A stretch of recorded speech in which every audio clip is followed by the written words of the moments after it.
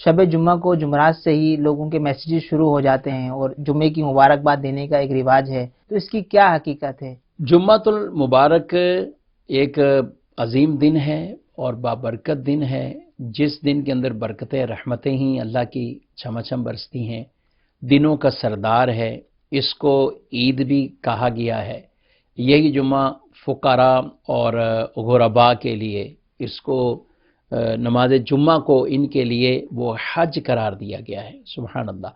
تو جمعہ ہے ہی مبارک ہے، جمعہ ویسی برکتوں والا ہے، اس کی کوئی اگر مبارکباد دیتا ہے، جمعہ مبارک کہتا ہے، بالکل جائز ہے۔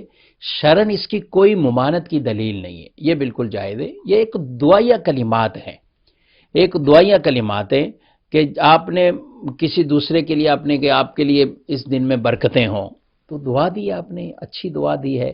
اور دعا دینا یہ کیا، یہ ہمیں روایات میں اس کا ثبوت نہیں ملتا کہ ہم کہیں کہ کسی دوسرے کو دعا دیے۔ بھئی آج دنیا کے اندر اگر غور کریں، کسی کی شادی ہوئی تو کوئی کہے شادی مبارک، تو کیا شادی مبارک کے لیے اس کو پہلے یہ دکھانا پڑے گا کہ یہ کس صحابی نے مبارک دی ہے؟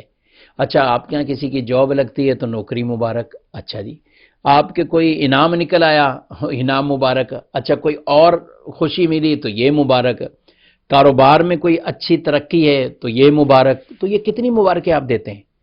تو دن بھر کے اندر کہیں یا مہینوں میں کہیں یا سالوں میں کہیں تو ہم تو مبارکیں اتنی مبارکیں دیتے ہیں، تو کیا کبھی کسی نے یہ سوال نہیں کیا کہ یہ شادی کی مبارک کہاں سے ثابت، یہ مبارک کہاں سے ثابت؟ یہ گھر، یہ ساری مبارکیں لے بھی رہے ہیں دے بھی رہے ہیں، تو بھئی یہ مبارک کیا ہے؟ یہ دعائیں ہیں۔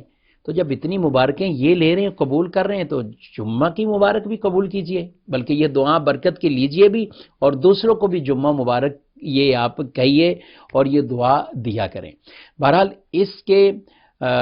اس کے ناجائز ہونے پر کوئی دلیل نہیں ہے۔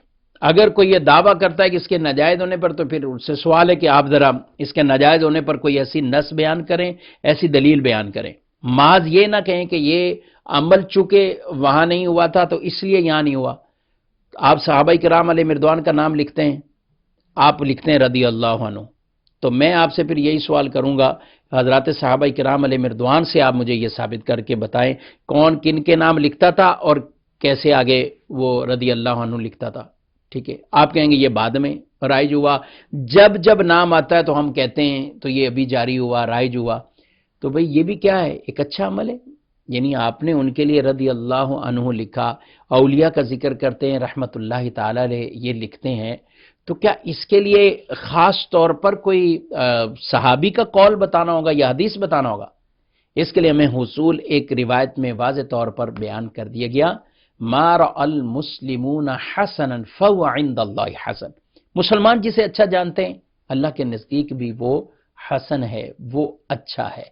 تو اس لیے ان طرح کی باتوں پر محض ایک وسوسوں کے اندر یہ نہیں آنا چاہیے کہ اس زمانے میں نہیں ہوا۔ اگر اسے کہیں کہ یہ بدعت ہے اس لیے منع ہے، تو ہر بدعت تو منع نہیں ہے، بدعتیں تو کئی طرح کی ہیں۔ پھر آپ کی مساجد پختہ بننا، مساجد کے اندر طرح طرح کی چیزیں آنا، مساجد کو تزئین کرنا، یہ سب چیزیں بعد میں ہوئی ہیں، پہلے تو نہیں تھی۔ ان مساجد کے اندر باقاعدہ طور پر محراب بننا، ان کے مینار بننا، یہ بعد میں ہوا، پہلے نہیں تھا۔ لیکن کیا اسے کوئی ناجائز کہے گا؟ مدارس کی باقاعدہ تعمیرات کرنا اور باقاعدہ مدارس بنانا کیا پہلے تھا؟ اس مدارس میں خاص نصاب پڑھانا کیا پہلے تھا؟ حالانکہ یہ دین کے نام پہ سب کر رہے ہیں۔ تو یہ جو چیزیں اس طرح کی بعد رائج ہوئیں، خاص نصاب بنے، خاص سسٹم کے تحت یہ چیزیں آگے چلنے لگیں، تو اس پر تو کوئی کسی طرح کا کسی نے یہ دلیل کبھی نہیں مانگی کہ اس کی پہلے وہ دلیل لے کر آئے۔ تو دلیل ہے، اور وہ اصول ہمیں مسلم شریف کی حدیث میں رسول اللہ صلی اللہ علیہ وسلم نے عطا فرما دیا ہے کہ جس نے اسلام میں کوئی اچھا طریقہ ایجاد کیا، جتنے لوگ اس پر عمل کریں گے سب کی تعداد کے برابر اس سے ثواب ملے گا۔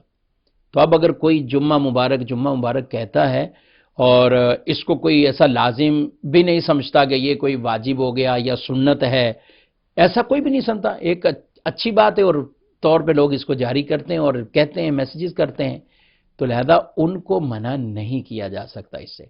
علامہ جلال الدین سیوطی شافعی رحمۃ اللہ تعالی علیہ، آپ کی تو باقاعدہ ایک پوری ایک کتاب ہے، ایک رسالہ ہے پورا، کہ جس میں آپ نے خاص طور پر یہ مبارکباد دینے پر ہی ہے کہ کن کن مواقع پر مبارکباد دی جاتی ہے، اور اس کے جواز کے اوپر پورا آپ نے ایک رسالہ لکھا ہوا ہے۔ تو اس لیے یہ قطعاً ضروری نہیں ہے کہ آپ کو یہ جمعہ مبارک کا لفظ بھی کہیں کہ بطور خاص حدیث میں ہے، فابیہ نہیں ہے تو پھر آپ کہیں کہ یہ ٹھیک ہی نہیں، اور معاذ اللہ اس کو ناجائز کہہ دیں، گناہ کہہ دیں۔ آپ اللہ سے ڈریے، اگر کوئی اس طرح کہتا ہے، آپ کے پاس کیا دلیل ہے اس کے ناجائز ہونے پر؟ اگر صرف یہی ہے کہ صحابہ نے نہیں کیا، تو پھر میں نے جو مثالیں دی ہیں اور اس طرح کی درجنوں اور باتیں ہو سکتی ہیں، وہ صحابہ کرام علیہ رضوان کے ادوار میں نہیں ہوا۔ تو خلاصہ یہی اس کلام کا نکلے گا کہ وہ عمل اگر اچھا ہے فابیہ، ہاں بدعت کوئی عمل ایسا ہے کہ جو سنت سے موڑنے والا ہو، سنت کو ختم کرنے والا ہو، ٹھیک ہے، اس کی ممانعت کی جائے گی۔